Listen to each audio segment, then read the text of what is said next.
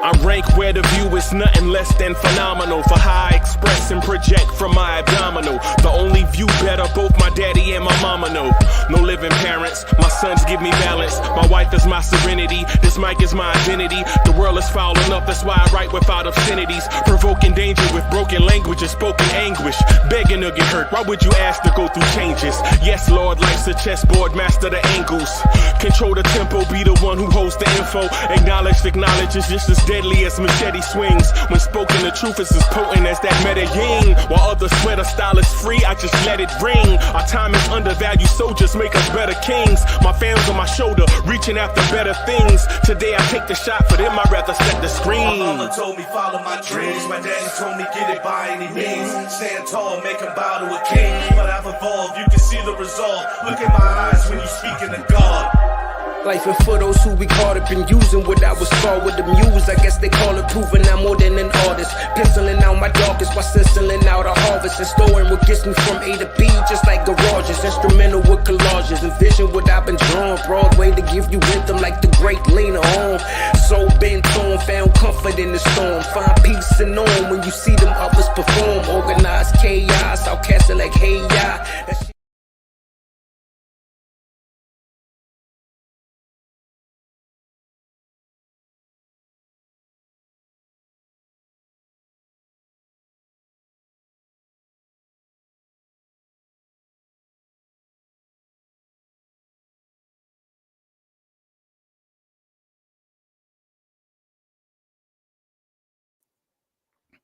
Good morning, good morning, good morning. What's good, everybody?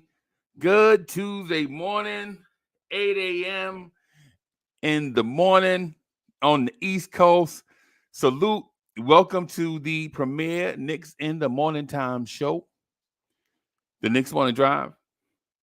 And I'm your host, the number one Chief Rockin' Knicks Universe, Uncle Freezy, coming through to rock. If you are supposed to be somewhere at 8 o'clock, you should already be there. If you need to be somewhere at 8 a.m., you should already be there. Cowboy Bob is in the building. Salute. Donnie D is in the building. Good morning. Good morning. Good morning. Man, it's a busy day already, everybody. It's a busy day already. Gotta send my man something. I've been trying to work on this thing, man, kind of for a while. And I should have been done it. I'm slow with it. I don't know why I'm so slow with it. Let me see. Got a couple of things I should have been sent out, but I guess that's neither here nor there at this point. Let me see. Working on some stuff. Man, I always find a reason to tinker. With stuff, man. Seems like I'm always behind time on stuff. I'm going to try to do better. I'm going to do this. All right. I was supposed to send the email to my guy, Ron. I'm going to see if I can get this email sent to Ron real quick, everybody. And then we're going to talk that talk the way that we're going to do what we came here to do. Torres is in the building. Salute, Torres. Mega is in the building. I was supposed to email Ron from Still Knicks Fans, everybody. Yeah. I don't know what kind of friend I am, man. So I'm just going to send it. I was going to try to make it all fancy and stuff, but I hope Ron just understand, man. Recently, I just been mad busy. I just been mad busy with stuff. So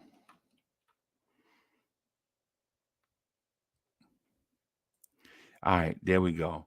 All right. College, what's good, man? What's good? All right, let me send this to Ron.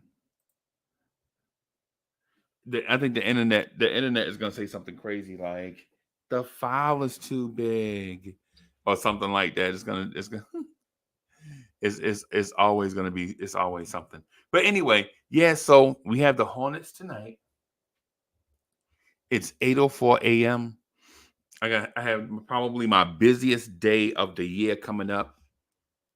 My busiest work day of the year is here. So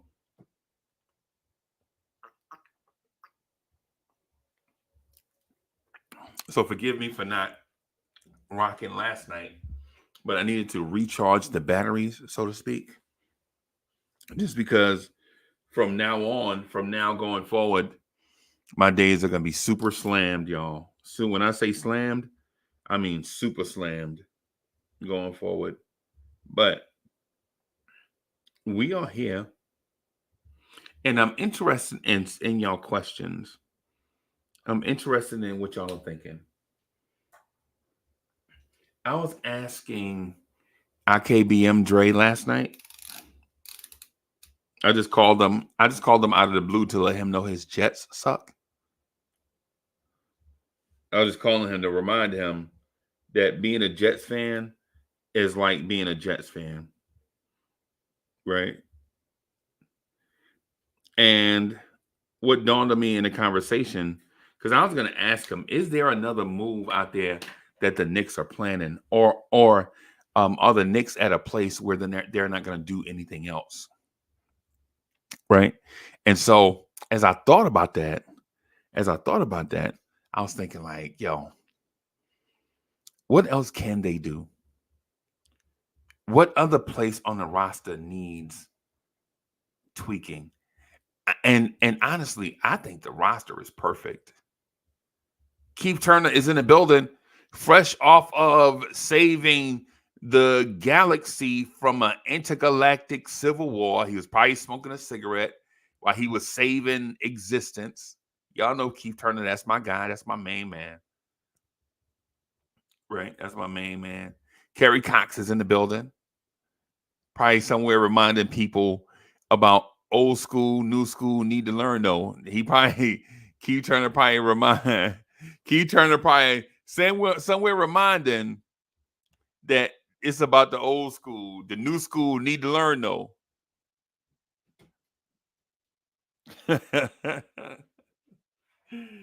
Yo, salute.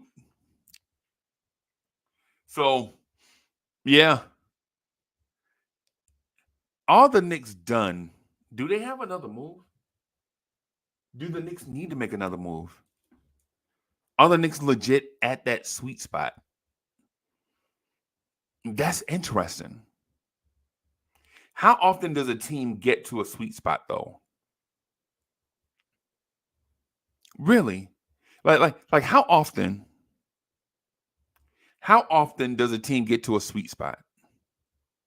Right? The Golden State Warriors got to a sweet spot one time. The Golden State Warriors got to a sweet spot where they had Steph Curry, Klay Thompson, and Kevin Durant all at the same time. But in order to get to that sweet spot, though, they traded Monte Ellis. Y'all remember that? Remember when the Golden State Warriors traded Monte Ellis? Excuse me.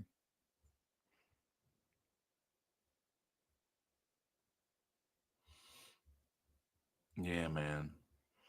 Yo, so everybody, please help us get to our goal of 4,000 subscribers. That's our goal for the year.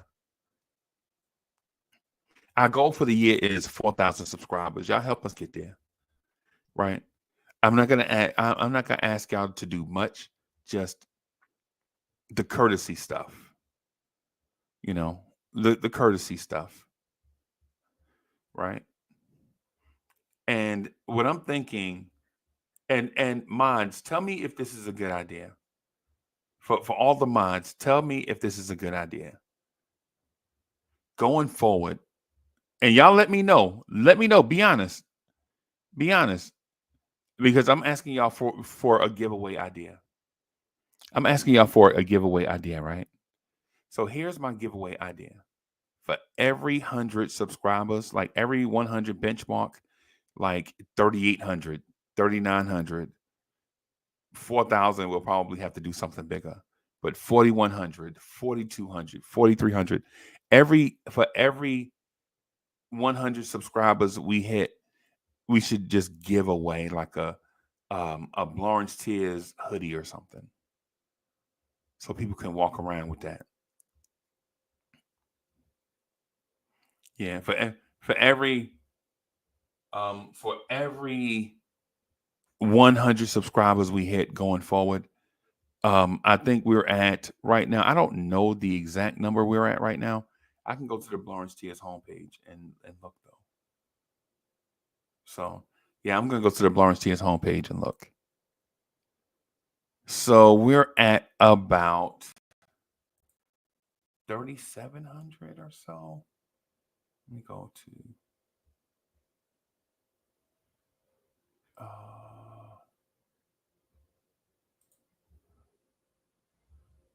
I'm gonna go to, where's the page that I want to look at? That's not the page I want to look at. Studio is the one I want to look at. Yeah, so we were at 3,676. So we were at 3,676, right? So when we get to 3,700 subscribers, then we'll give away like a Lawrence Tears hoodie. And we'll just do that for every 100 subscribers after that.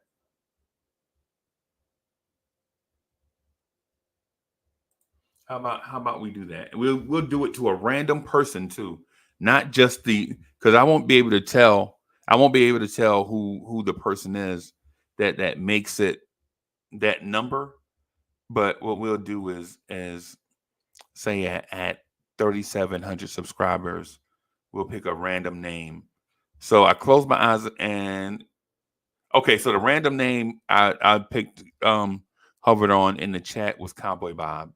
So for example, at 3,700 subscribers, we'll send Cowboy Bob a Lawrence Tears hoodie.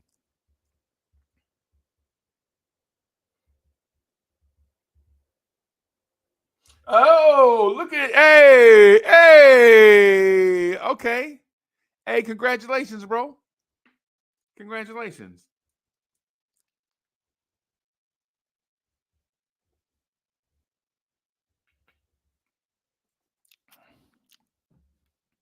Yeah, that'll be the idea.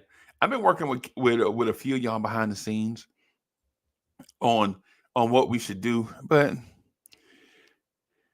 I guess what it is everybody is not really into that decision making process. So I'm just gonna go ahead and make a presidential decision and just go with that. Like once we get to 39, or once we get to every 100 subscribers, we'll give away a hoodie going forward. And then once we get to the big numbers, like 1,000, we'll give away a pack, like 2 t-shirts, a hoodie, and like a hat or something big.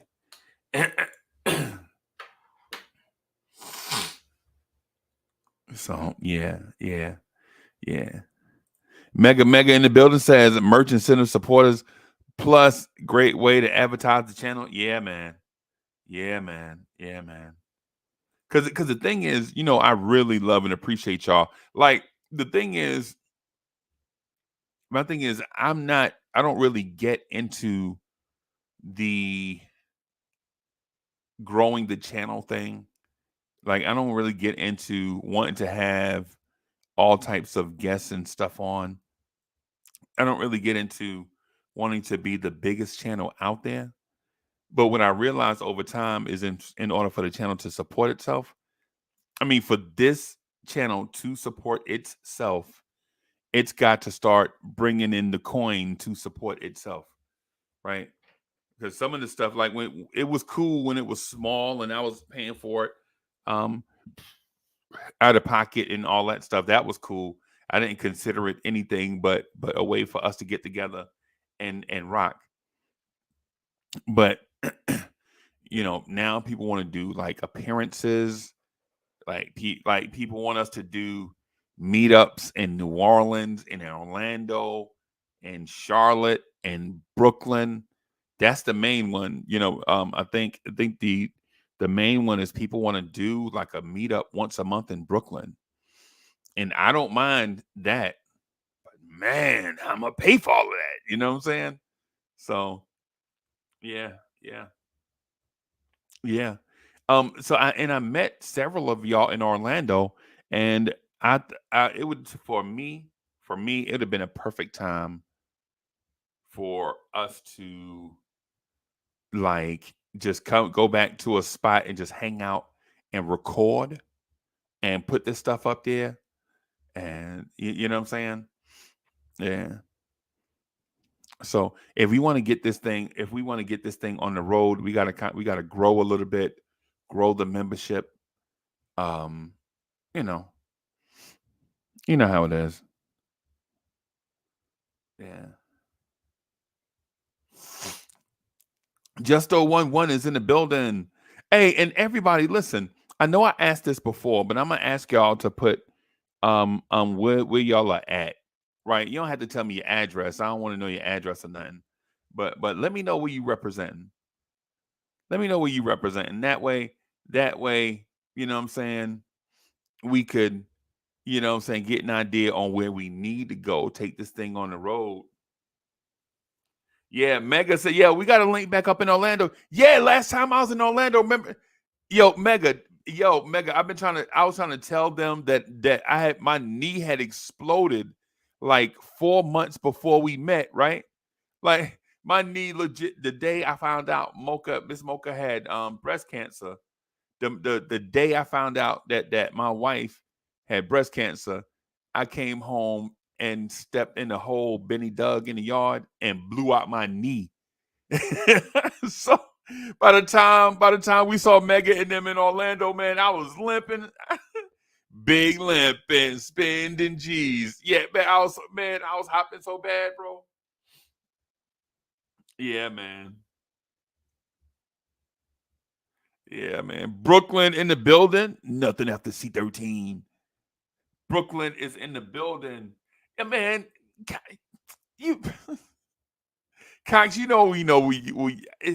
now Cox is just out here participating and representing. That's we know where you from. Yo, okay, we know where you from, bro. You know what I'm saying? Yeah, man. Yeah, man. Yeah, Mr. Vince is in the building. Salute. Dick Barnett is finally in the Hall of Fame. Finally. Hey, Mr. Vince, I'm not gonna lie to you. I know it's gonna sound odd or bizarre, but I always thought Dick Barnett was better than Bill Bradley. Right? No disrespect to Bill Bradley. Right? I always felt like Dick Barnett was better than Bill Bradley. Now maybe I'm wrong, and I watched stuff on. I didn't watch them games. I was too young to actually know what I was looking at. Right? I was too young for that. Right? But and when they used to play the playback games on TV, remember they used to play the old grainy Madison Square Garden games on Channel 9 back in the day. I used to be like, man, I like him. Yeah. Yeah, man. Yeah, Cowboy Bob says, if it wasn't for the Bronx, y'all already know how the rest of it go. Y'all know how the rest of it go. Y'all know how the rest of it go. Yeah, man. Yeah, man. Yeah, Kerry Cox says WWOR. Yeah. That was back when Ralph Kiner, I don't remember Lindsay as much. I do remember Ralph Kiner calling the Mets games. Ralph Kiner, Steve Zabriskie, and Tim McCarvey. Tim McCarvey back when they used to call them Mets games. I remember that from back in the day. Used to love that era. Diggs is in the building. Salute. Coming through, representing us on Twitch. Salute. I had the conversation with a couple of people yesterday, though. Right, I had a conversation yesterday with a couple of Knicks fans, and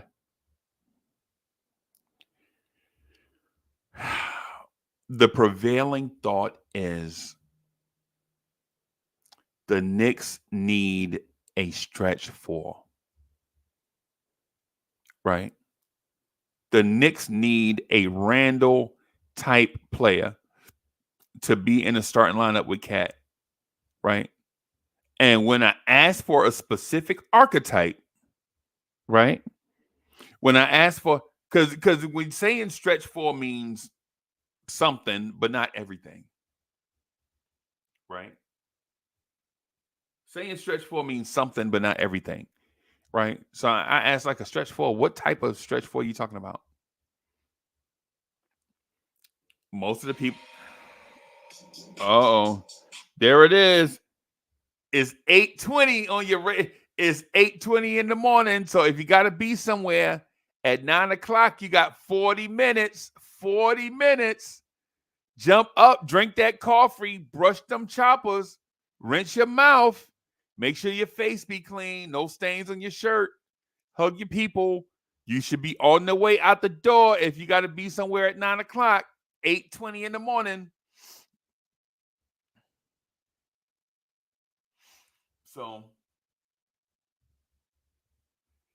when most of the people, and so I've been talking about this with a bunch of people over the weekend, because I think what I get a sense that people feel like Karl Anthony Towns is not going to be able to provide the defensive protection that a two-way center can provide. And if you feel that way, I agree with you. Right? But here's what I don't want to see. There is no universe where I want to see Karl Anthony Towns and Mitchell Robinson on the floor at the same time. There is no universe where I want to see Mitch. Not with Cat. I'm sorry. I just don't want to see it. And then on the second unit, Mitchell Robinson on the floor with a bunch of non-shooters.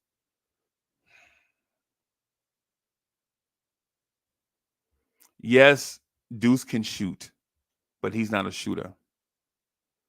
Landry Shamet is a shooter, but he's not. He hasn't been consistent over the years. A lot Wise is in the building.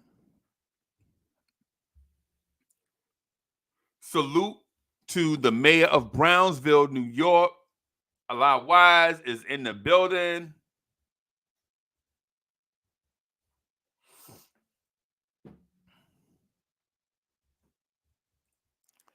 Otherwise, you're caller number 10 for the Roxanne Shante concert live Friday at the Roxy. Otherwise, you're caller number 10. You get 2 tickets to see Roxanne Shante live this Friday night at the Roxy. Hosted by Mr. Magic.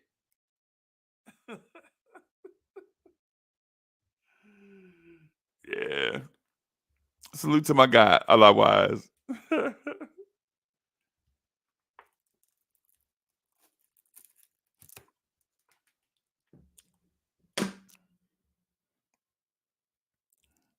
Mr. Vince says, let's now embrace Cat, who will show the complete package.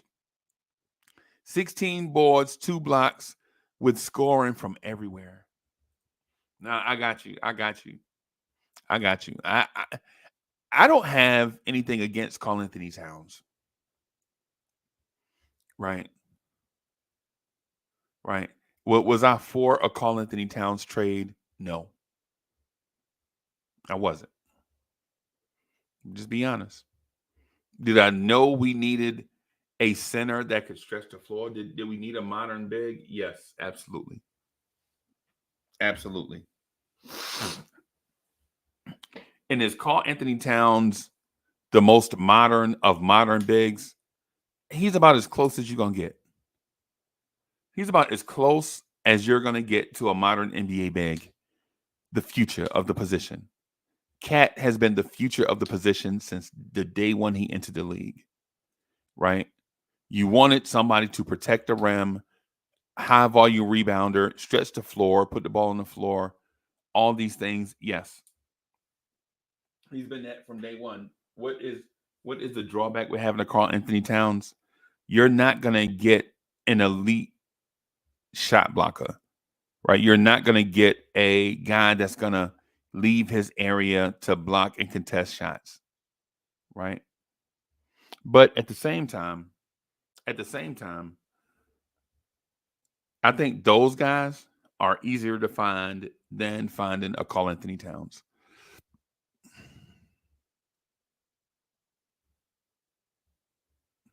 Right?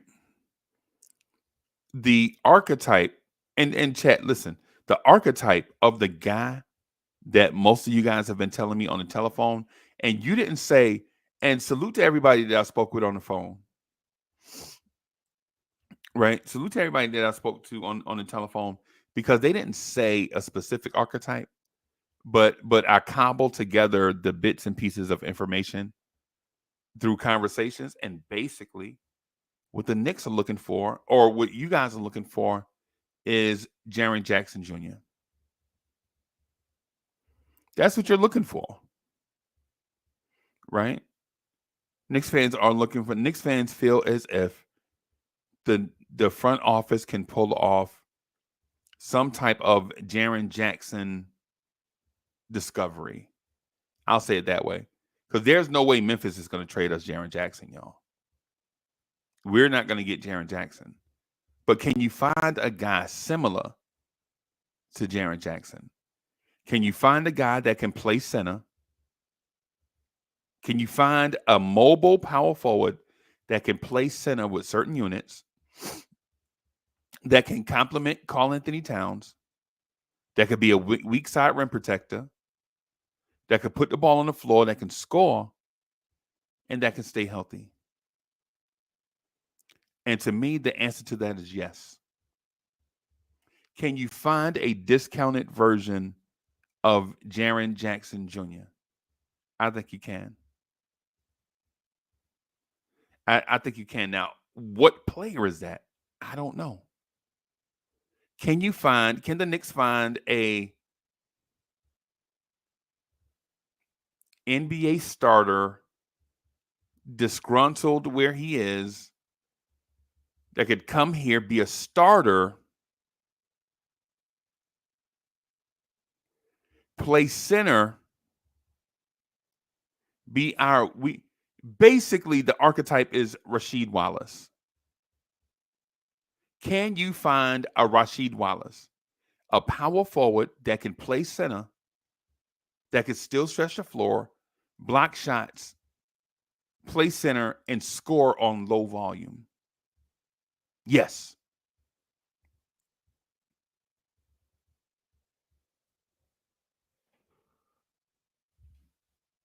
Can you find that type of guy? Right?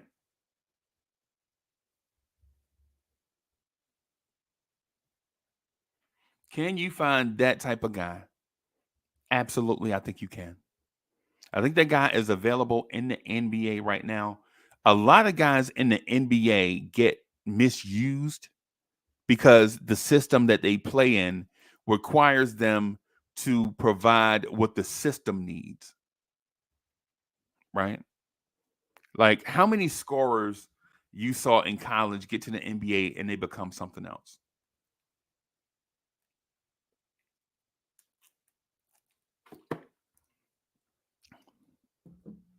Give you an idea of what I mean by that last statement.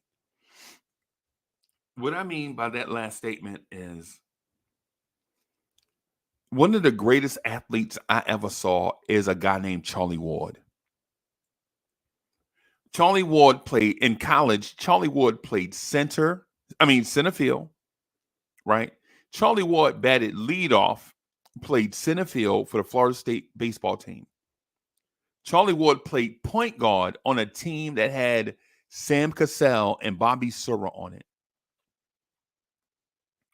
Charlie Ward walked onto the football team. Mind you, he was a baseball and basketball player that walked onto the football team as the punter.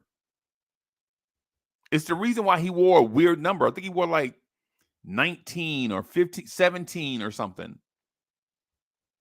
Wore a punter's number in a day where all the dual threat quarterbacks wore numbers like 7, 9, wore number 1. Charlie Ward wore number 17 because he walked onto the Florida State football team as the punter. Mind you, I said the man played center field, point guard, and punter.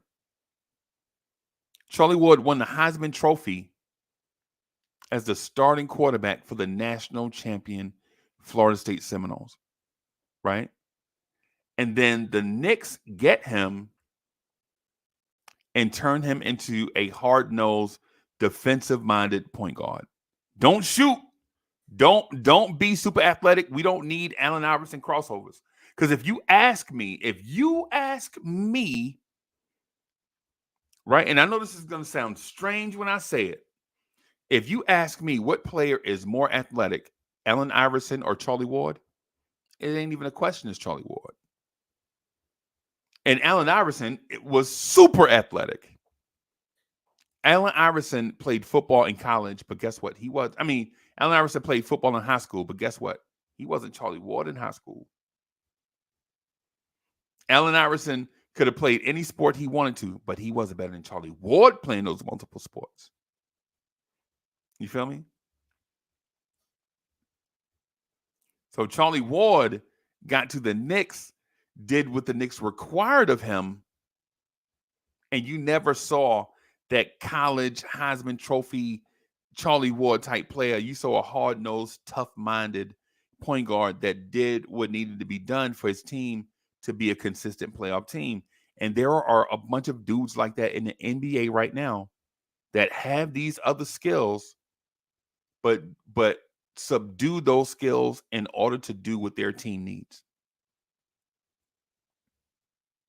And so with me thinking that way and knowing this thing, with me knowing this thing, that, there are athletes all over the NBA, right? I think the Knicks can find that guy,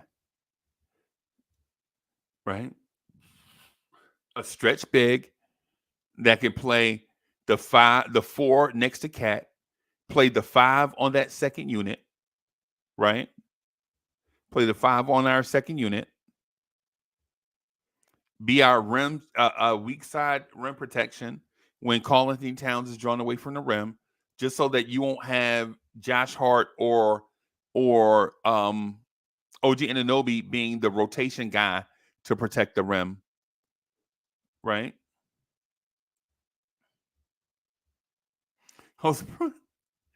Perez, stop it, bro. Stop it, bro. Allen Iverson never won the Heisman Trophy, bro, in another sport. Charlie Ward was drafted in 2 sports, bro. Charlie Ward was drafted by the Minnesota Vikings and the New York Knicks, bro. Come on, y'all gotta give respect to Charlie Ward, man.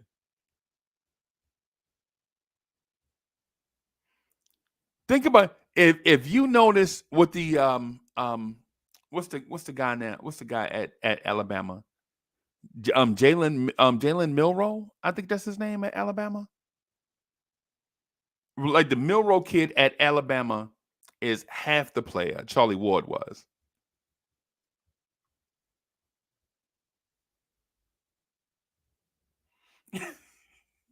Y'all wildin', bro. Stop, bro. Y'all wildin'.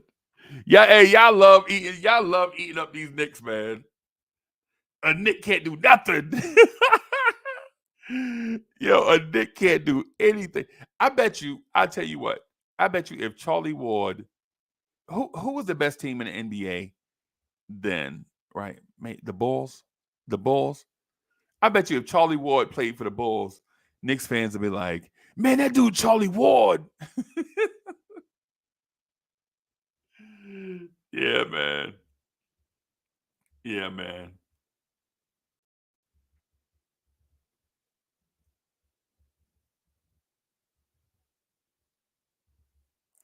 Sherwin says Charlie Ward can hardly dunk. Hey, Iverson too. Iverson too. Isaiah Thomas too. Doesn't mean he's not athletic.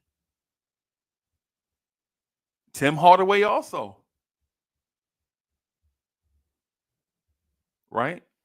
There are only a couple of guys that I've seen in the NBA that rivaled Charlie Ward's athleticism. That's probably, and I'm talking about pound for pound at that size.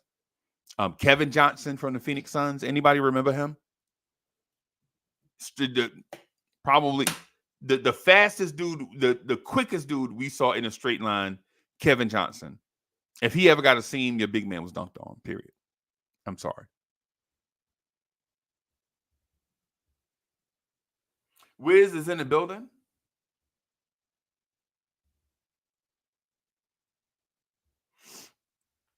Right. Wiz is in here. So the reason why I bring that up, not to turn it into a Charlie Ward conversation, but to say that there are guys around the league that we could get that could be that starter that can kind of bump Josh Hart back to the bench and have that rim protection that and toughness that we all want.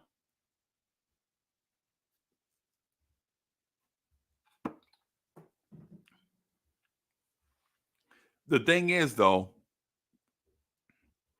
with Karl Anthony Towns, we found love on a two-way street, right? Basically. Because the offense is undeniable. There are other things, though, that we're like,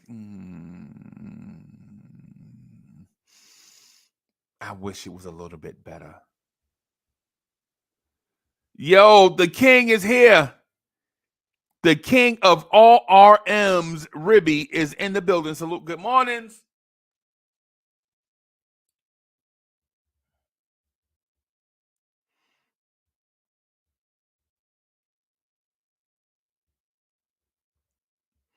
Yeah, man. Yeah, man. So the guy I'm looking for is a Marcus Camby with a jump shot type guy.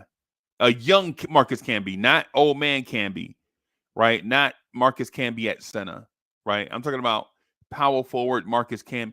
I'm talking about Toronto Raptors Marcus Camby, jump out the gym, can handle, block shots, run the floor. That guy.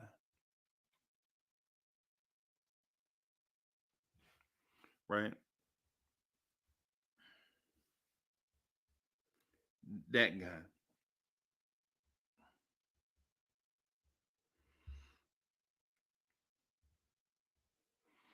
I think we could find that guy on the cheap. And honestly, I think we'll probably find that guy after rosters are trimmed down. Right? So once rosters are trimmed down, yo, Dom is in the building. Salute, Dom. How you doing, man? Dom is in the building. Salute.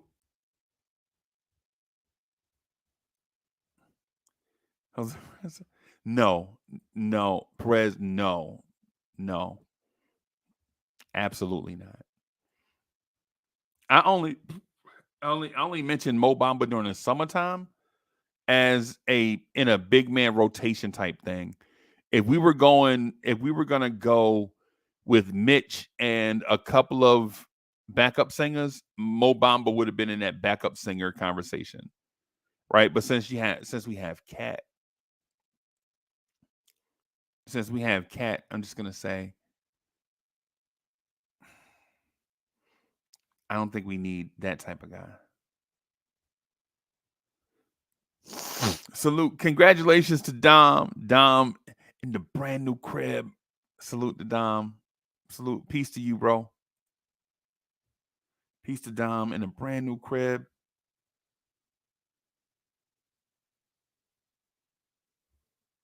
I know that's exciting. You know what I'm saying? Moving to a new place, new neighborhood and everything. You know. Mr. Vince says, unlike Jericho Sims, let's see his post offense. Mr. Vince, I don't think he's dead. I don't think he's not my pick to click, right? I like Jericho. I like Jericho a lot, right? I like Jericho. I like Huck Porty, right? I like Huck Porty a lot. I even like the new guy, James Najee. I like the guy, James Najee, even though he's raw. The thing about bigs is if they don't have a definitive skill, they're going to be a backup in the NBA. Right?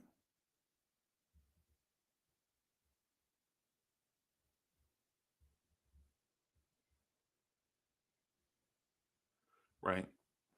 The thing about Najee and the thing about Huck Porty is if you don't have at least one definitive skill, or if you don't have a high level of skill across the board, you're never going to be an NBA starter. Right. And for some guys, they'll never be NBA rotation players. Right. Because most teams don't have enough time to develop a guy. It's 8:41 on your clock here on the East Coast. It's 8:41 on the East Coast. If you need to be somewhere by 9 a.m., you're gonna have to microwave it, baby. You're gonna have to get it going. You're gonna have to get it going. So yeah.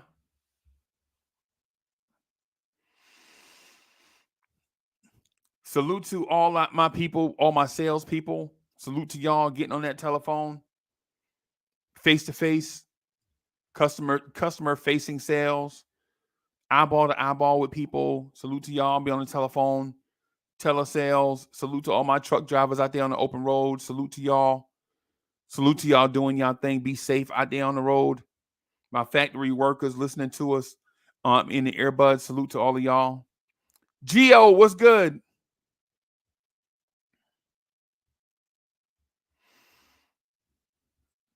So I talked to a few people. My stance on what the Knicks may need. Listen, I value what Josh Hart brings to a team.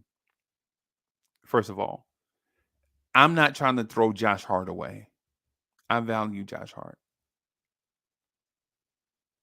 Right? I value Josh Hart.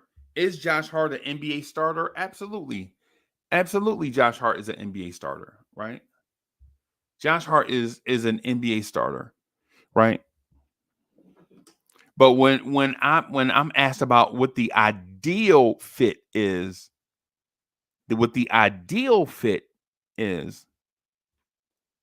no doubt it's a 6'10" mobile stretch forward that can give you valuable minutes at the 5. Right? Simply the intellect is in the building. Jay Boogie is in the building. Jay Boogie says, good morning and hello Tuesday, my Knicks family. Despite our football teams, New York sports got the TV on smash. We can have 2 champions before the year's end. The Subway Series on the way. Yeah, man, let's go Mets. I know Jay Boogie, man, Queens representing. That orange and blue. That orange and blue. Let's go, baby. Them blue pinstripes. It's only one team in New York that should be wearing pinstripes, everybody, and y'all know who it is. Them blue pinstripes, man. That Dutch blue. Throw me some Dutch blue pinstripes on a white jersey, bro. Yeah, that look about right. Right, that look about right. Salute to my guy Jay Boogie, and y'all keep supporting. Yo, we got to hit up Worldwide West, bro. We got to get Jay Boogie on the floor for Christmas.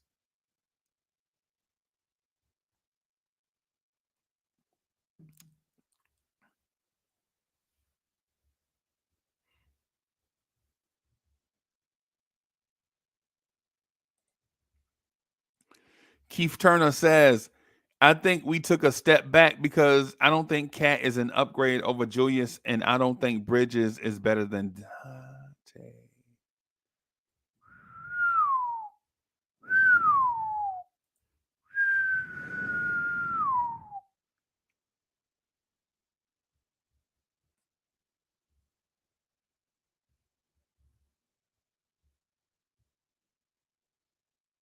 I don't know, boss.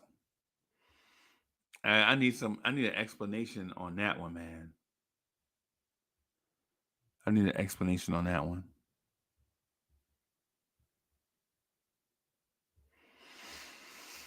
Yeah, I need an explanation on that one, man. I'm not going. Yeah, I don't know.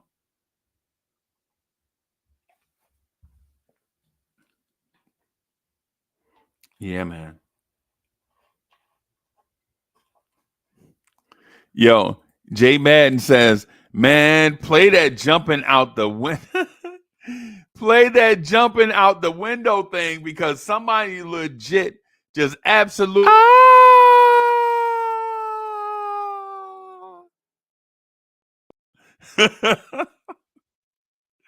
Yo, okay.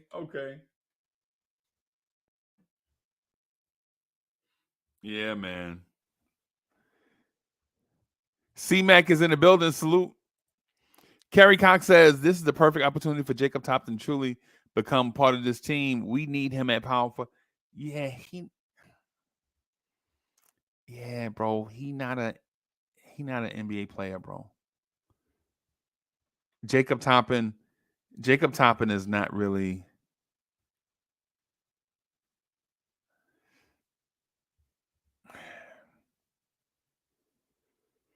I think Jacob Toppin is about 24 years old and like a 24-year-old developmental player.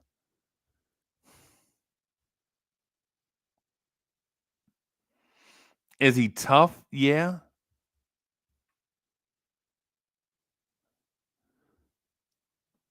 Yeah.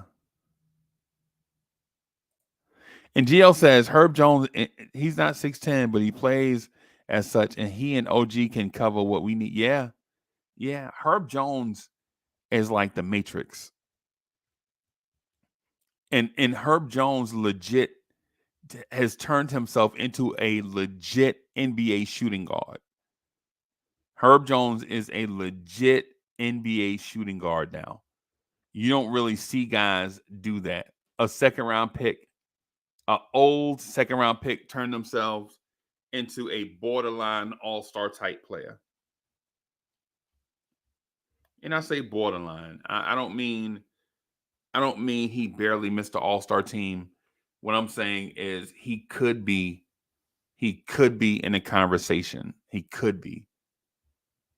Not to make the team, but in the conversation. Like I think Herb Jones is on the fringe of being a top 50 NBA player. On the fringe, right?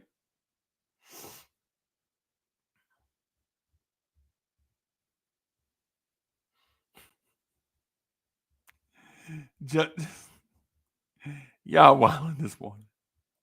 Yeah, Justin. Jake, I'm gonna give him a little bit more respect than that, but I think Jacob Toppin, Jericho Sims, I think they're the borderline. You could see them in the G League or at the back end of a roster. I don't know.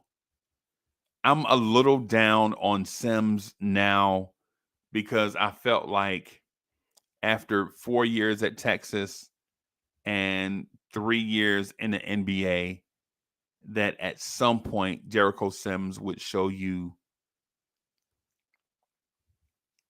something.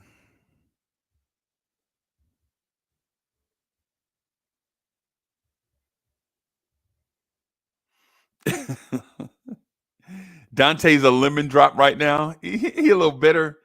Dante's a little bitter right now. Okay, I got you.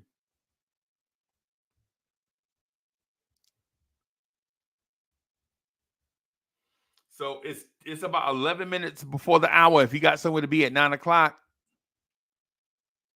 you better hurry up.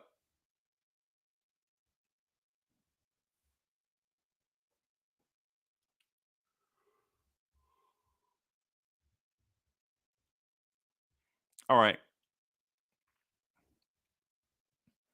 So the archetype that I'm looking for is the ideal fit next to Cat, everybody.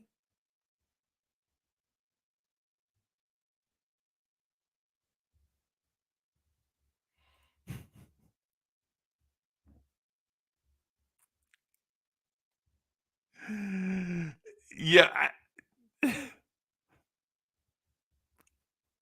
Yo, Jay Boogie trying to have me laugh all day, bro. You ever like somebody ever said something funny and it just be on your mind all day? You just be laughing to yourself about it? Yeah.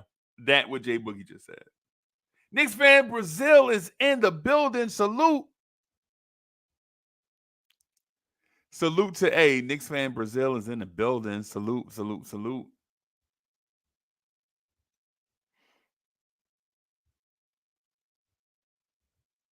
I think the ideal fit, if we're talking about the ideal fit, everybody, now I'm not saying that we could do this, right? But just to whet the appetite, just to get a feel for what it is that I'm talking about, right? To get a feel for what it is I'm talking about. The perfect fit in my mind next to Cat is Anthony Davis. That won't happen in a million, bajillion, quadrillion years. But look at the Anthony Davis archetype. Can stretch the floor a little bit, can play center a little bit, can block a few shots, can rebound at a high level. Now, we'll never get that type of guy in a million years. But listen, can we get the airport vending machine version of that? Absolutely. I'm going to see if I can find a guy that fits that mode. Let's see who can.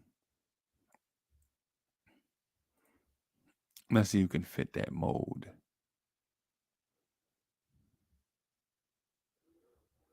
John Collins? No, he makes way too much money for us. He makes way too much money.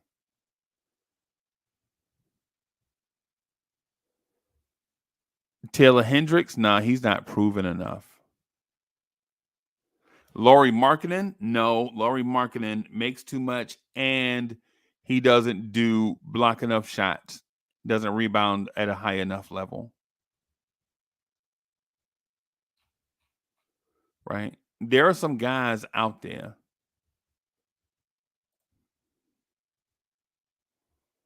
There are some guys out there, but I don't think those type of guys. Jerry and Grant makes too much money. Jerry and Grant makes too much money. Robert Williams is Mitchell Robinson, basically. Robert Williams and Mitchell Robinson are the same person, except one guy is smaller.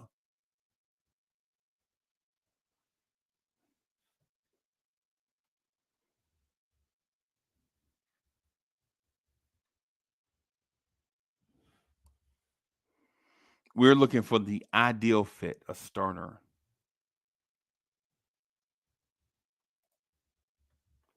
Jonathan Isaac. Now that is a name. Let's see how much money Jonathan Isaac makes. Jonathan Isaac.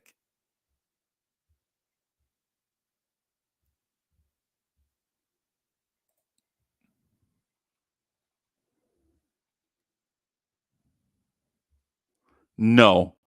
Jonathan Isaac makes 25 mil a year. No, there's no world. There's no world where Jonathan Isaac is, yeah. There is no world where Jonathan Isaac is the answer. Right. And I'm sorry. Wendell Carter Jr. though? I think that might be your answer. Wendell Carter Jr.? Let's see what Wendell Carter Jr. shoots from three for his career. Wendell Carter Jr. is 6'10", 262. He'll be 26 in April. Wendell Carter Jr. averages 8.5 rebounds a game in about 27 minutes. And for his career, he shoots 33%. But the last 2 seasons, he shot 36 and 37% from three.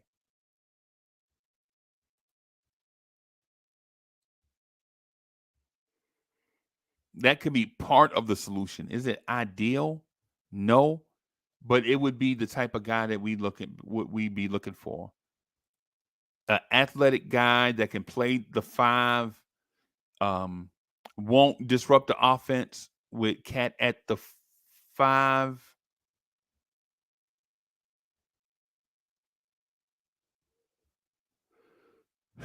Yeah.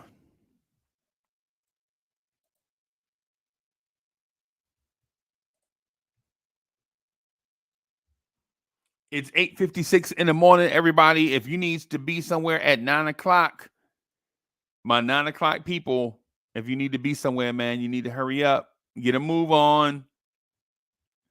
Get a move on. Get out of that bed and get going. And see, the thing is, yeah, Jay Boogie says Wendell just signed a new contract. Okay. Martinez says Kuzma. My only thing is, can Kuzma play the five? Is he willing to play the five?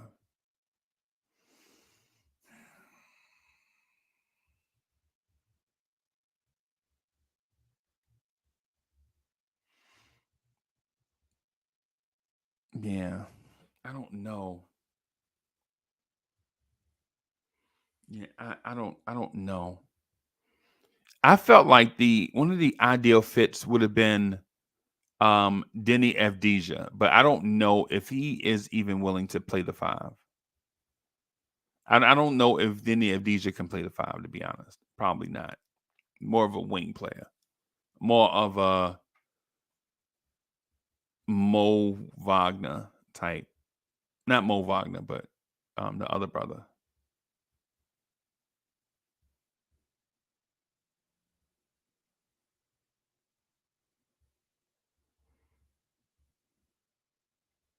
Yeah.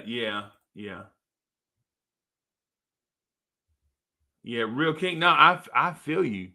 Stretch fours either.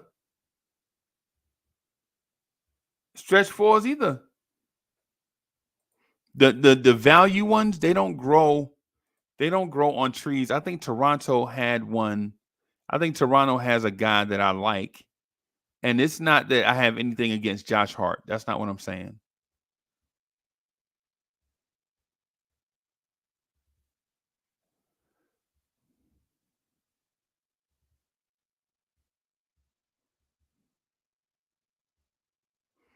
Urish Shamshi is 6'10", 232. He's 18. I think that man's gonna be better than Pascal Siakam.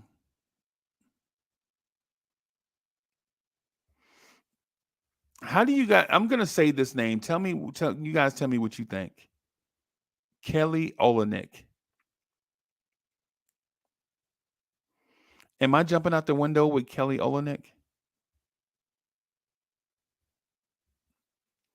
I believe I'm jumping out of the window. What does that mean, man? When I say the name Kelly Olynyk, I am.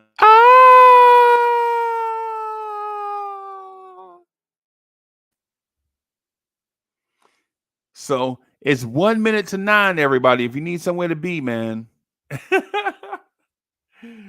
Yeah.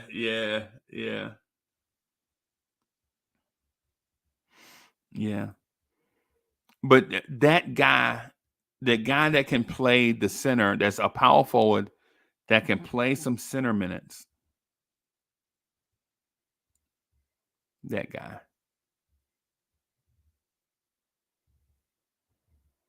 And GL says Wendell makes just under 12 million. And I don't think Orlando is going to move him. I think Orlando is in that place where they have a playoff roster that they believe in, and they're only going to add more and more pieces.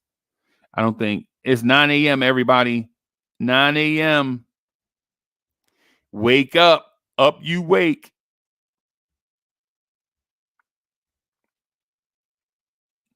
I don't think Orlando is going to move anybody unless they get off to a terrible start.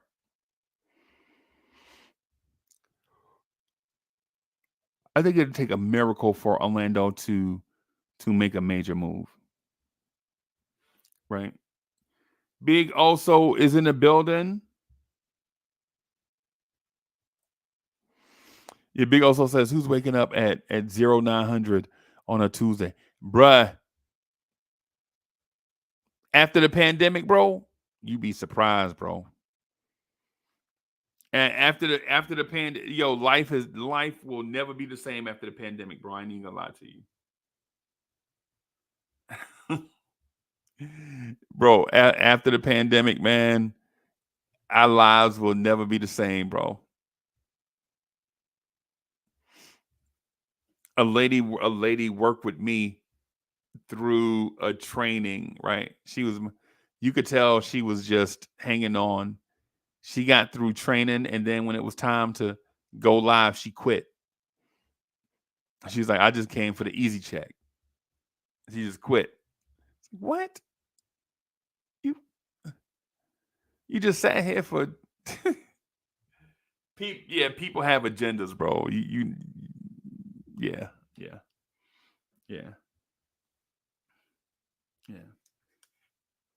So your thoughts on the Knicks versus Hornets? Just real quick. Thoughts on Knicks versus Hornets?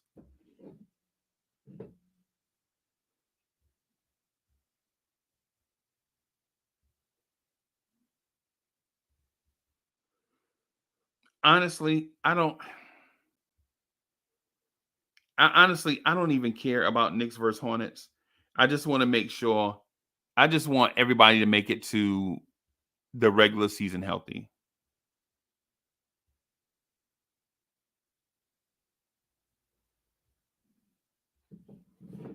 Make it to the regular season healthy. That's it. Big also says I was trucking over the road during the pandemic. Oh, wow. I know you made a lot of money, bro. I know you made a lot of money.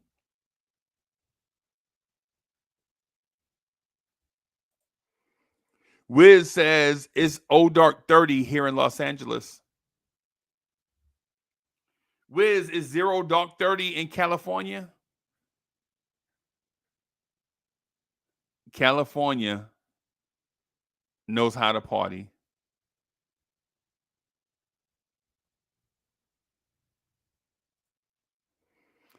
And salute to Queens, New York.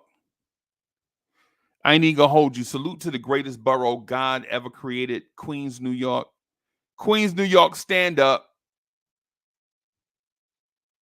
Stand up. If you from Queens, stand up. Salute to the greatest borough God ever created, Queens, New York. Queens, New York is in the building.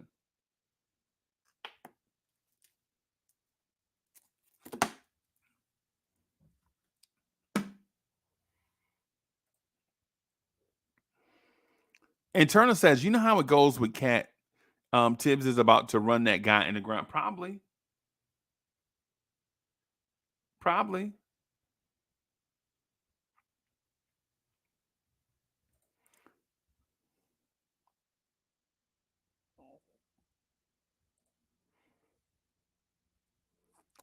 Hey, Mr. Fitzroy's in the building. Salute. Lee says, all my life lived in Queens. Yeah, salute to Queens, New York. Salute. How bad is Paul George's knee? I want to have that conversation with y'all right now, right? Is this your king? People, is this your king? This is the guy y'all told me I should be afraid of. Uncle Freezy, they put together a team. Now, one dude it hyperextended his knee backing up. And the other dude is like, yo, I'm never playing back-to-back games ever again. Is this what I should be afraid of? This is what I'm supposed to be having sleepless nights over. Paul George knees doing Paul George things, and the biggest crybaby in the NBA talking about he not playing back-to-backs no more. Is this what I should be afraid of? Y'all telling me my championship dreams are being sullied by a dude that with a reputation for being hurt is hurt before he plays a NBA game in his new city. And the biggest crybaby in the league is saying, I don't care if we all playing the Knicks on a back-to-back. I ain't playing. What? If you play Brooklyn on Friday night, you telling me you ain't playing against the Knicks on Saturday night? I can't have it, bro. I cannot have that on my team. I can't. I cannot fear that. Y'all can't make me be afraid of that.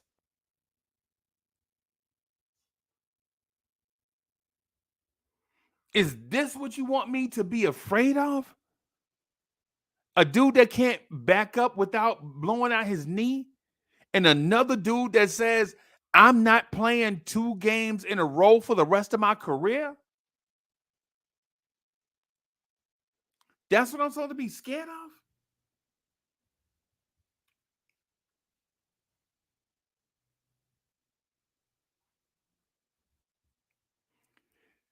Their starting shooting guard, Eric Gordon, is an injury waiting to happen.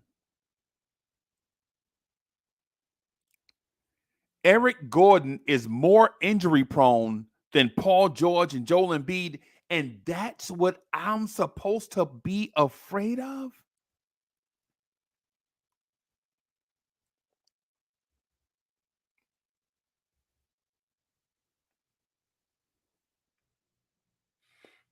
What are we doing? Knicks fans, my people. My people. It's okay for us to admit that we're good. We don't have them we don't have those problems.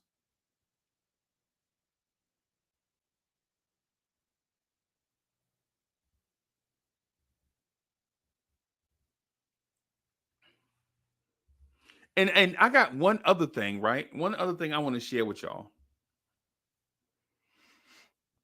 Nick Nurse took a loaded squad to the NBA Finals, right?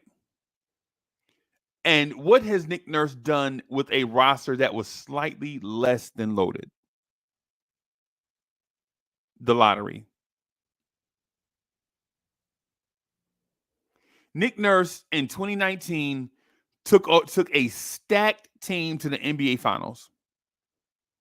And then when that team was slightly less than stacked, that man took that same team to the lottery. And now he in Philly. And I'm supposed to be afraid of that?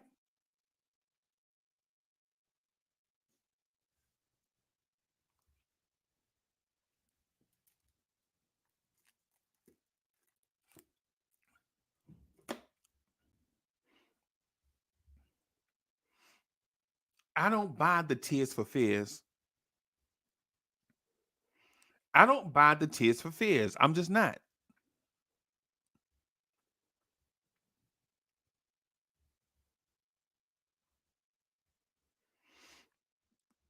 I don't buy the tears for fears. And Sherwin says, be careful. Paul George has played more games than Cat in the past 5 years. Cat have only played 150 games in 5 years.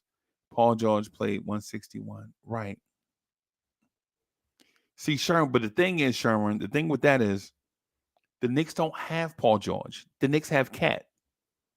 So why are we complaining about Cat? Why are we complaining about the guy that we have and bigging up the guy that they have?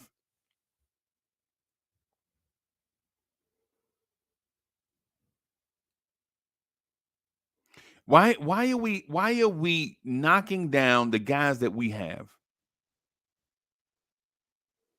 And then when we point out that Knicks fans don't appreciate the players that they have, then Knicks fans get upset. Uncle Freezy always be picking on me.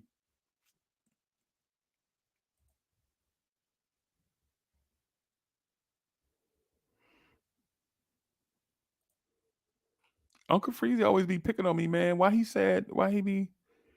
be saying that I be picking on the Knicks players? Hey man, because we do.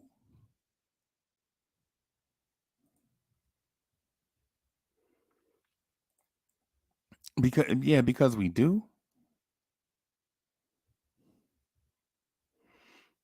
Yeah. Yeah.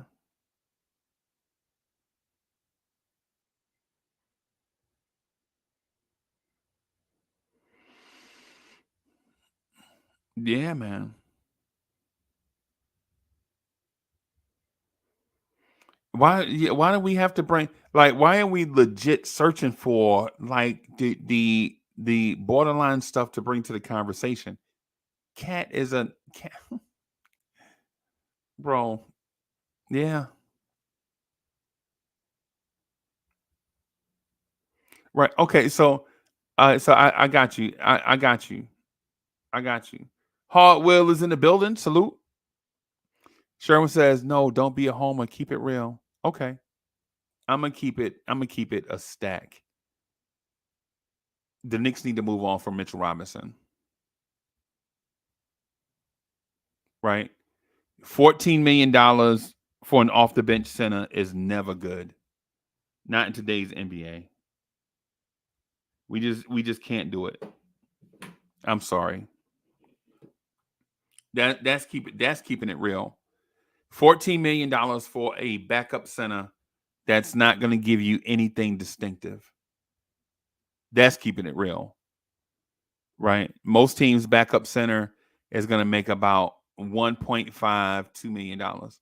And we want to pay Mitchell Robinson $14 million to come off the bench so that he can offensive rebound.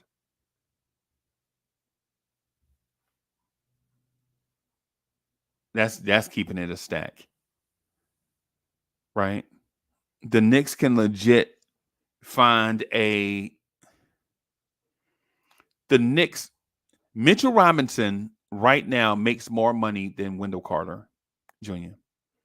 Is Mitchell Robinson a better player than Wendell Carter Jr.?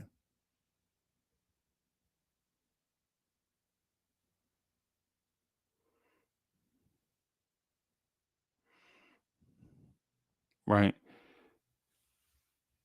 And I get it. I get it.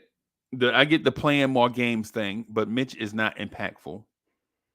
Like the thing that y'all were telling me about Mitch, Like Mitch stopped Joel Embiid in the playoffs. That man averaged 33 and 12. Mitch stopped Joel Embiid in the playoffs, and that man averaged 33 and 12.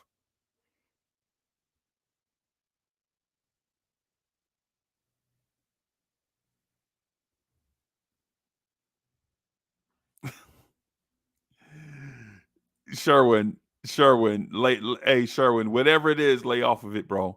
Sherwin, whatever it is, put it down, bro.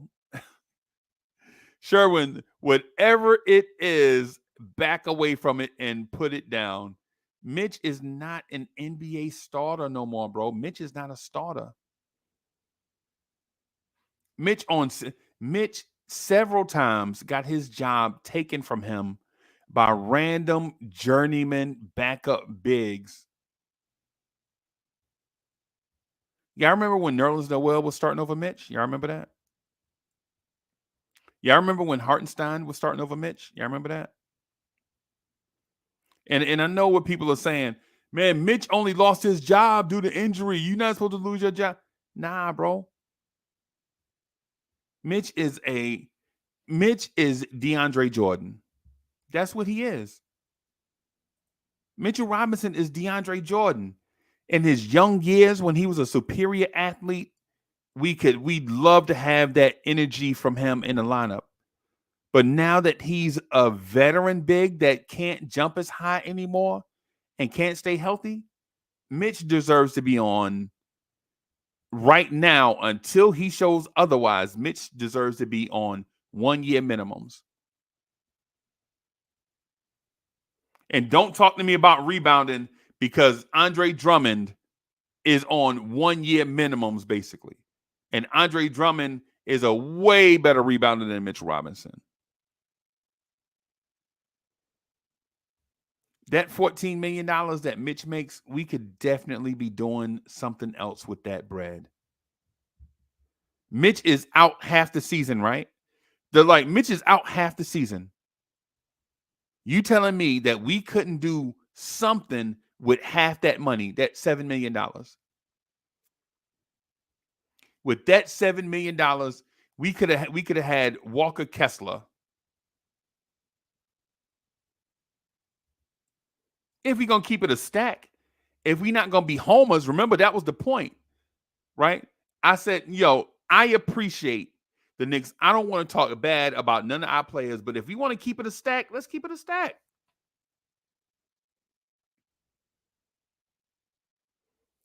Ty Bobby is in the building. Salute.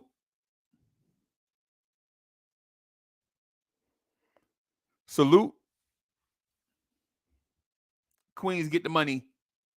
Ty Bobby says Mitchell Robinson right now weighs 280 pounds. Right. And when he comes back from injury, he'll probably be about 275.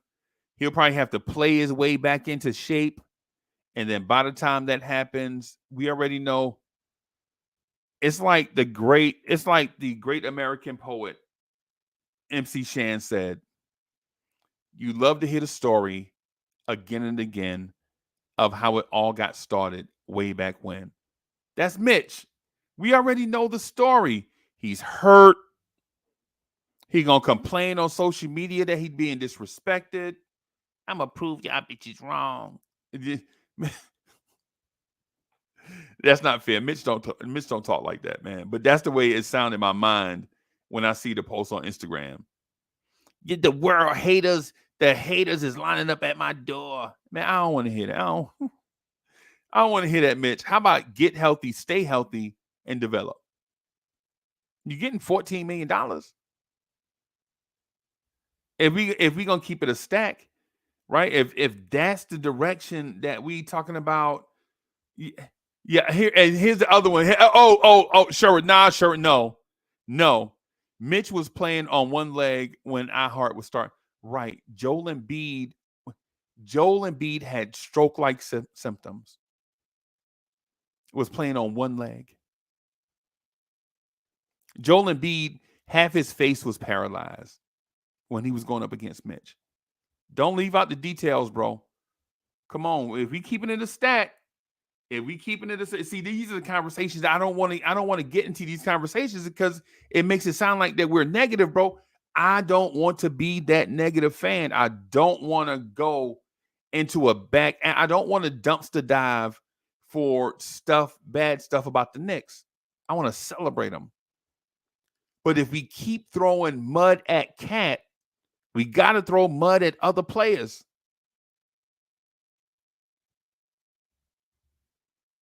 Right? We got to be fair in the conversation.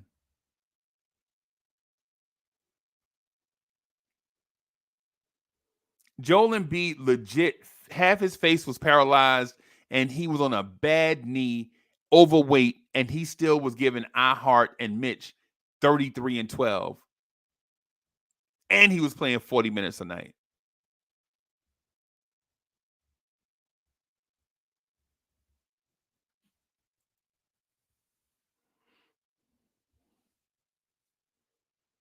If we gonna keep it real, Mitch defense, for all the stuff that for all the complaining and the standing that we do for Mitch, Mitch's defense, Mitch has never won any defensive award. Mitch has never even been acknowledged by the NBA for defense.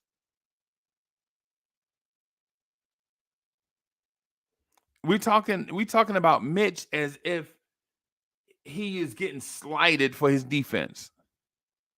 We're talking about Mitch like he's Marcus Camby, where he should have won Defensive Player of the Year a number of years, but Ben Wallace was that much better. Nah, Mitch is not that good.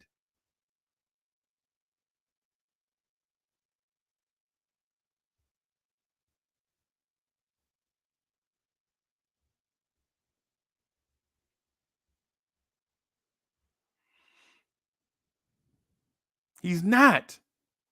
For all the mudslinging that we do at Cat and Randall and Josh Hart and others that are here, for us to stand for Mitch like that, to me, is beyond bizarre. It's beyond bizarre, right? It's beyond crazy. The way we support Mitch, and Mitch has never averaged 10 rebounds a game. Mitch, as a starter, never averaged 10 points a game. And people are telling me it's because Jalen Brunson won't throw him 10 lobs a game. If you throw Mitch 15 lobs a game, he'll average 10. No. The lob is not an offensive play. The lob is there for you to take advantage of, right? Teams don't have the lob play at the front of their play. Ask Hardwill. Hardwill is a coach. Hardwill know basketball. He knows the lob is not in the front of your playbook. What kind of nonsense is that? If you throw Mitch 17 lobs a game, he'll get you 10 points. The lob, come on, man. Come on.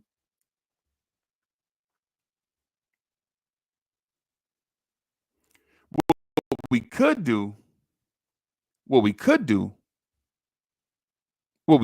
though, is recognize Mitchell Robinson for what he is. Mitchell Robinson is just an energy big. Mitchell Robinson is just an energy big. That's it. Mitchell Robinson is just an energy big in the mold of a JaVale McGee, Bismack Biyombo, to a greater extent, a Precious Achua, a Jericho Sims. That's it. He's not going to hit your free throws, right? He's not going to make defensive players pay by setting hard screens. He's not going to hit any floaters. Mitchell Robinson is an energy big, and energy bigs in this league come a dime a dozen. Except for the energy big that we have, instead of paying him a dime, we're paying him $14 million. Mitchell Robinson is an energy big Jackson Hayes. That's what Mitchell Robinson is. Jackson Hayes that plays 28 minutes. That's what Mitchell Robinson is. And I understand we don't want to admit that because Mitch is our baby. We drafted the shy kid in the second round. He wound up being a starter for us. And now we're saying we're putting him in a conversation with Willis Reed and Pat Ewing. Mitch needs to start. Mitchell Robinson needs to be in that pantheon of Knicks centers, tenured Knicks starting Knicks centers. Mitchell Robinson needs to be in that category of tenured Knicks centers that started for a long time. So he should be in a conversation with Cartwright and Ewing and Willis Reed. No. Mitchell Robinson is an injured energy big that can't hit free throws and won't show up when you need him. If we're gonna throw mud at Karl-Anthony Towns or Josh Hart or Julius Randle or whoever, then let's just throw dirt at everybody. See how weird the conversation gets when you mudsling at one and then protect another. See how weird it get? See how weird it get? We should legit be on these joints, like celebrating our team and these players. Whether we like the trade or not, Karl-Anthony Towns is here. Right? Whether we like Josh Hart or not, Josh Hart is here. Right? These guys are Knicks. Mitchell Robinson is injured out until 2025. We shouldn't even be talking about Mitch. Mitch should be somewhere rehabbing, good vibes, somewhere music playing, getting back in shape, ready to come contribute. But instead of looking at Mitch for what he is, instead of looking at Mitch for what he is, we're like, yo, yeah, I'd rather have Mitch at center than Karl-Anthony Towns, a multiple-time All-Star at the center position, and we talking about Mitchell Robinson. Man, get out of here. That shit almost ruined my day. That man made the All-Star team 4 times at center, and we talking about a dude that ain't never won 0 awards or nothing. They've been shopping Mitch all summer, and cats won't give us a bag of plain M&Ms for Mitchell Robinson. Yet here we are.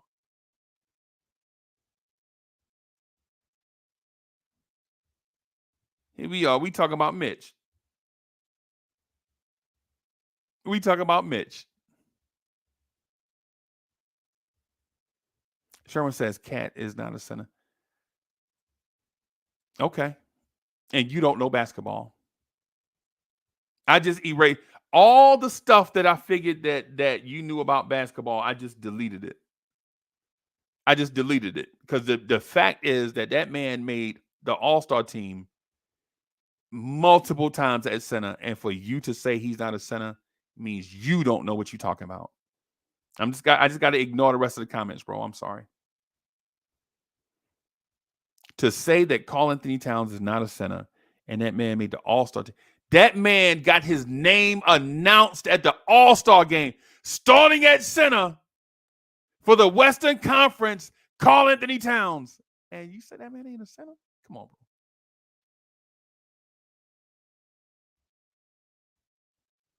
Come on, bro. Come on, man. The NBA said the first NBA center ever to win the 3-point contest, Karl-Anthony Towns. And you said that man ain't a center. What are we doing? We should be why are we even doing this to bro? How about it's crazy. First it was Randall. We couldn't appreciate Julius Randle, right? Because we wanted somebody else. We was legit out here. We can't appreciate Julius Randle because we wanted Jimmy Butler Kevin Durant and Kyrie Irving, so we couldn't appreciate Julius Randle, right?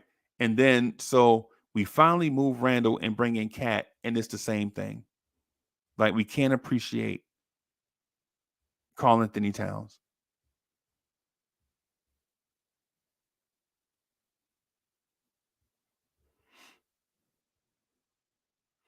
It's beyond bizarre to me. We should be celebrating these guys. When you hear the name Jalen Brunson, you should be excited. When you hear the name Karl Anthony Towns, you should be excited, right? When you hear the name Josh Hart, you should be excited. When you hear any of these guys' names, man, you should be excited. This is the best team. This is probably on paper. This is probably the best team the Knicks, the most talented team the Knicks have ever had on paper, right? On paper, the season hadn't started, so we can't say in actuality because the season hadn't started. But should we be negative towards the team before we even see them go out and play? Nah, man, relax. Relax. Relax. This is a great team. And this team is going to win a lot of games. And Karl Anthony Towns and Jalen Brunson and OG Anunoby and Josh Hart and Mikal Bridges and Deuce McBride and Cameron Payne and maybe Landry Shamet and Precious and Jericho Sims and others are going to contribute to that. And we should be excited about that.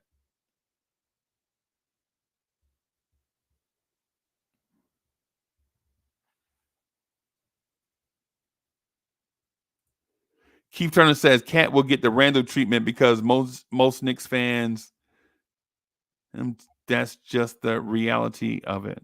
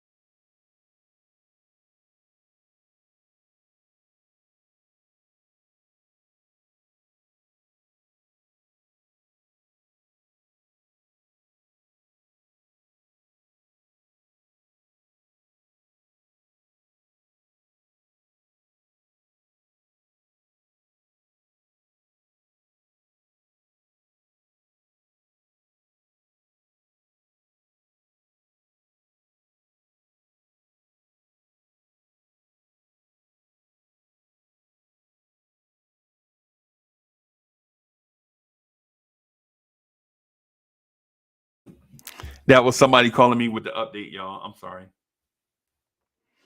Yeah, that was somebody calling me with the update. So yeah, man. We should be celebrating our guys, right? Celebrate our guys, man. Man, celebrate what Leon Rose put together. Celebrate what Worldwide West and them put together. You know what I'm saying? Man, this is on paper.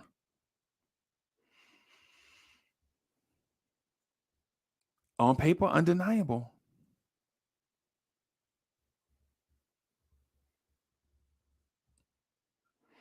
On paper, undeniable, bro. On paper, right?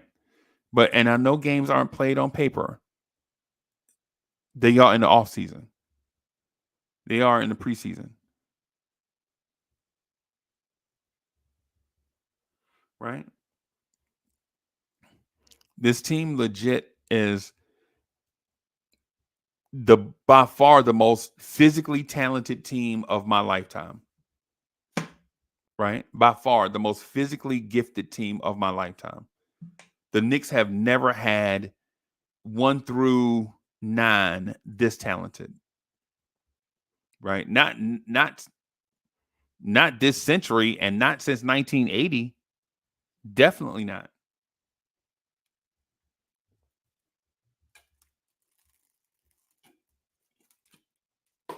And for the old heads For the old heads like Jay Boogie that remember the Pat Ewing era, where we were always missing one or two pieces, and Pat had to shoulder the load because we were always one or two pieces away. This team is not one or two pieces away. This team has so many pieces that even you guys, the Knicks fans, can't figure out how to reshuffle the pieces. Instead of y'all, like legit, instead of y'all saying, what are we going to do at backup point guard? Y'all are asking, what are we going to do with all these good point guards? What are we going to do with all these good point guards? What are we going to do with Cameron Payne and Tyler Kolek and Jalen Brunson and Deuce McBride? How are all these good point guards going to play? Right? All these great wing players, Mikal Bridges, Landry Shamet, Josh Hart, OG Anunoby, right? What are we going to do with all this talent?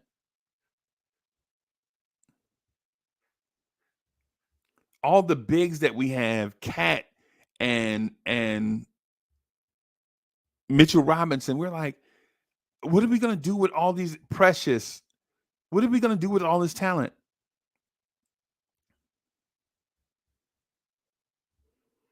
The Knicks roster is so good right now. Instead of us infighting over who sucks and who doesn't, we should be celebrating the fact that Leon Rose did a great job.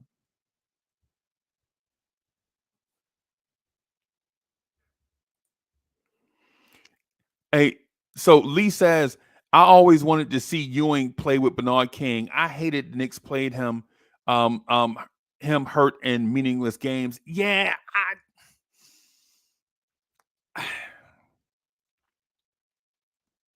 that hurt me too. That hurt me too. My thing though is the further we got away from that, like in my heart, I know Bernard King on an injured knee was not better than Louis Orr. Right? Now I know a healthy Bernard King is 1,000 times better than Louis Orr. Right? And salute, rest in peace, Louis Orr. Right? Right? I know Bernard King on a reconstructed knee was not better than Louis Orr, right? But I know when healthy, I know Louis Orr couldn't hold Bernard King duffel bag, right? I still wanted to see it though, right? I still wanted to see it. And the thing is if it wasn't for that injury to Bernard King, we probably don't get Pat Ewing. Right? If it wasn't for that event, you know how it's the butterfly effect. So it's like if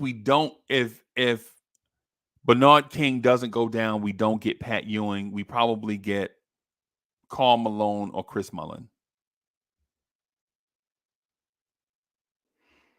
So that part right there, Lee.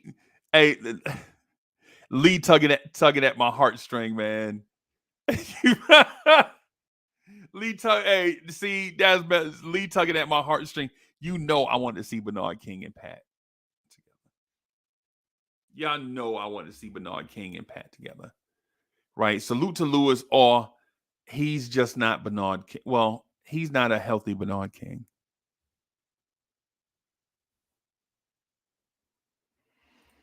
Jay Boogie says, man, I wasn't even born yet to see Patrick Ewing play. What y'all talking about? I'm from the Jericho Sims era. Bim. Yeah, man. Yeah, man. And Lee said, should have rested BK just like the Spurs. Thank for. Ooh. See, I never heard that before.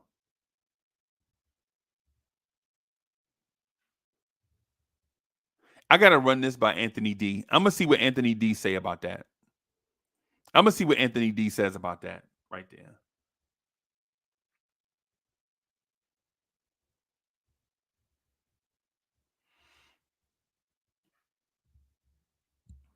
Yeah, y'all.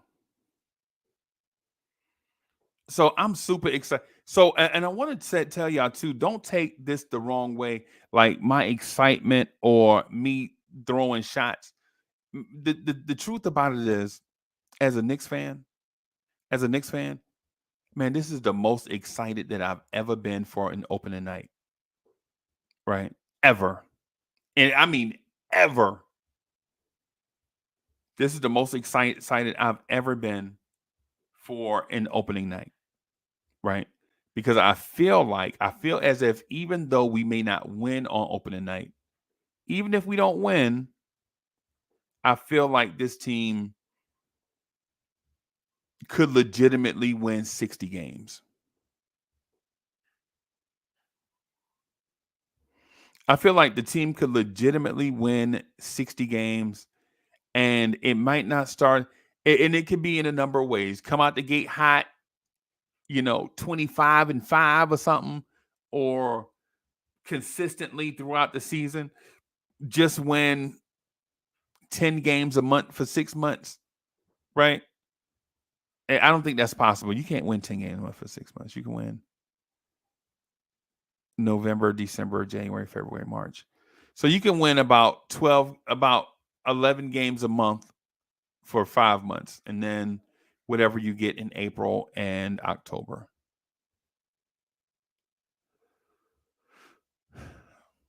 I legit think this team is so good that the negative things that we think about, I don't even think it's worth even wasting energy in. I think the team legit is that good.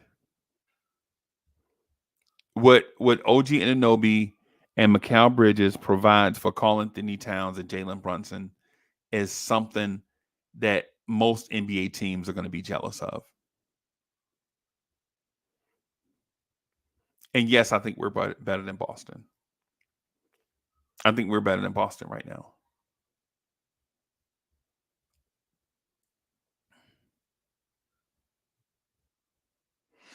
Yeah. Yes, I think we're better than Boston. I think we're better than Indiana. Yes, I think the Knicks are the best team in the NBA. When I look across the landscape, can Minnesota is probably a top 3 team in the West. Can they beat us? No. We beat them in the Garden with Randall, OG, and Anunoby and Brunson. And they were hot.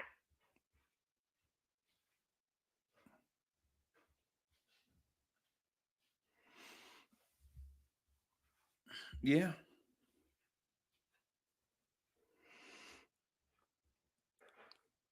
I think in a weird twist of fate, I think the Knicks are the best team in the NBA and the most surprising team in the NBA at the same time. Right? You know how every year in the NBA, some team breaks out of the box and is like the surprise team in the league? I think that's the Knicks.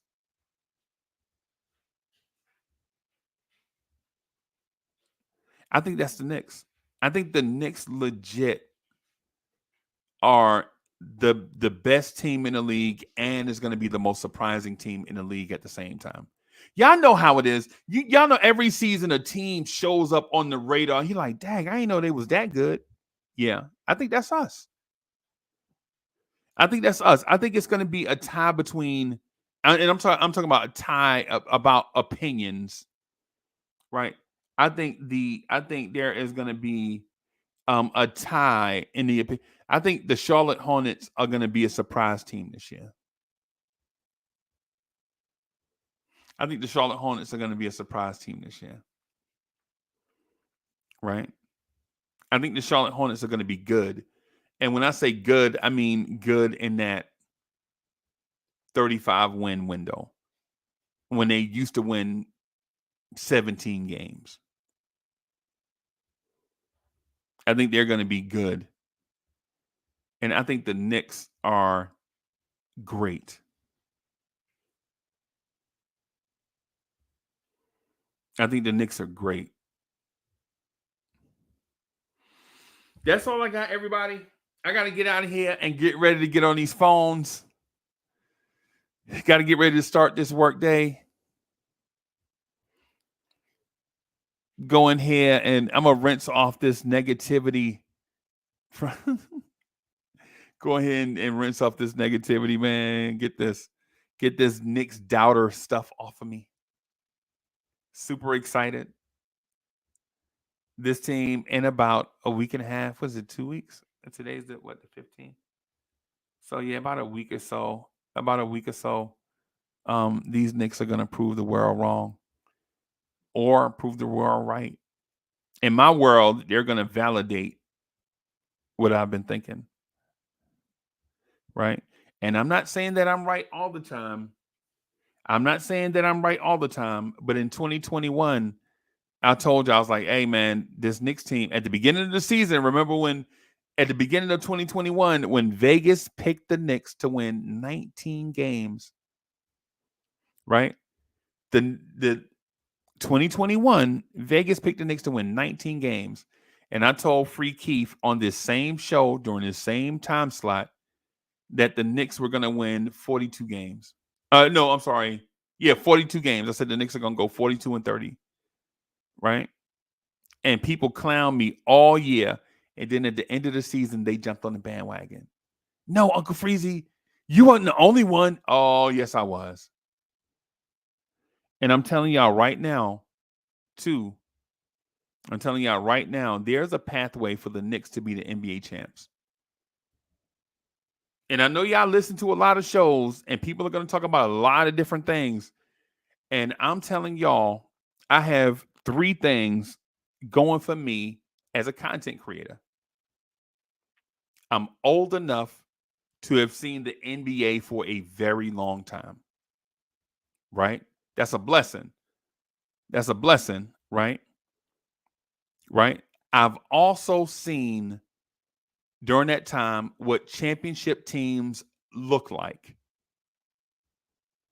The ones that come from off the radar and start a dynasty. I've seen it multiple times. I saw the Detroit Pistons do it, come from off the radar to become a dynasty. I saw the Chicago Bulls do it, right? Come from off the radar to become a dynasty, right? Saw the Spurs do it. The mid-90s Spurs add a piece. Next thing you know, they have 5 NBA titles. I saw the Golden State Warriors do it.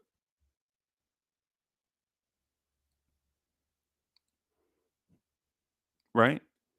And so I see the Knicks doing the same thing. Right? And so I see the Knicks do the same thing, but now when the Knicks do it, instead of us as a collective embracing what the Knicks are doing, we making chocolate milk. We trying to mix it up. Just, we not good. Cat ain't good. Jalen Brunson need help. All this stuff, right?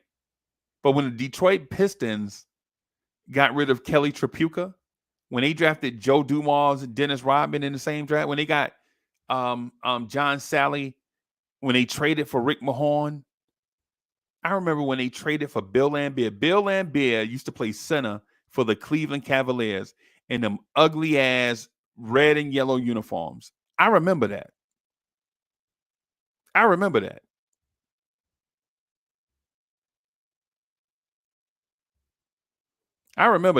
when the Pistons traded for Bill Laimbeer. I remember that. I remember when Bill Laimbeer was Christian Laettner before Christian Laettner was a thing. And now that the Knicks are in this place where they put the pieces together so that Knicks fans can think about when Knicks fans are finally in that place where they can have caviar wishes and champagne dreams, we're out here talking about quarter waters.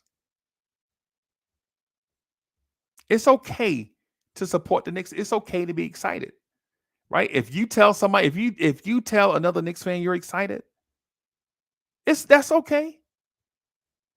That's okay. You don't have to be like, I'm gonna wait and see. Nah, you don't have to wait and see. It's all right. The Knicks are championship contenders. On that note, I'm out of here, y'all. Peace, y'all.